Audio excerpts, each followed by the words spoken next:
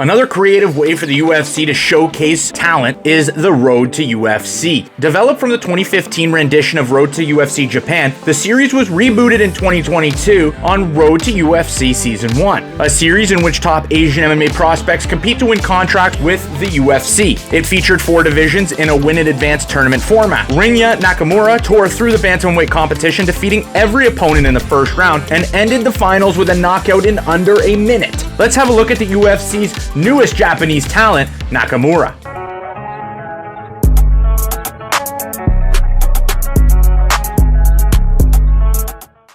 Nakamura has a background in freestyle wrestling and was actually very accomplished in Japan. He was a multiple-time Japanese medalist in different weight classes, and it was the COVID-19 pandemic that ultimately pushed him into wrestler's retirement and into mixed martial arts.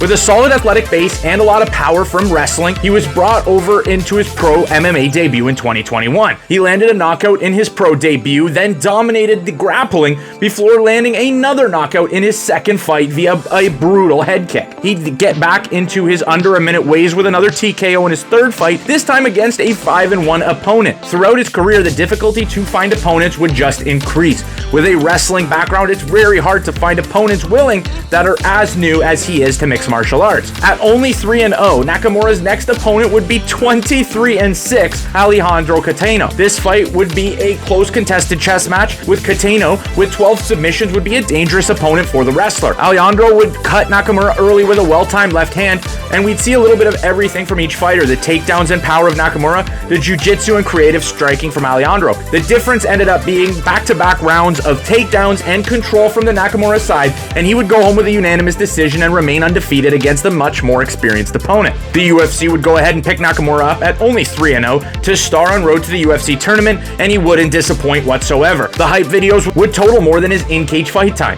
He'd submit his first opponent out of Indonesia in the first round, and then match up against Shohei in the semi-final. Although not very defensive, he'd bully his opponent and combo heavy hands to win another fight in the first round, and this time via TKO. He'd complete the perfect first round sweep of the tournament in his next fight. This time on a UFC Vegas card in the finals of the bantamweight division, toshiomi Kazama would come out crazy, and this would be an entertaining fight for how it lasted. On the gas was Kazama, but Nakamura would land a knockdown and then the finish just 33 seconds later. Nakamura is a very reckless striker, but he relies on his heavy hands, his heavy kicks, and a great chin, because he's been tagged in all of his fights, and this one would be no different, ending in a brutal finish that would land Nakamura in the UFC as a massive -700 favorite in this upcoming fight. Throughout his training prior to this fight, he trained at different gyms, mainly at his father's in his hometown, but for this fight camp, he joined the all-star cast at American Top Team, as he said, because it's one of the best gyms in the world. Let me know what you guys think of his career so far,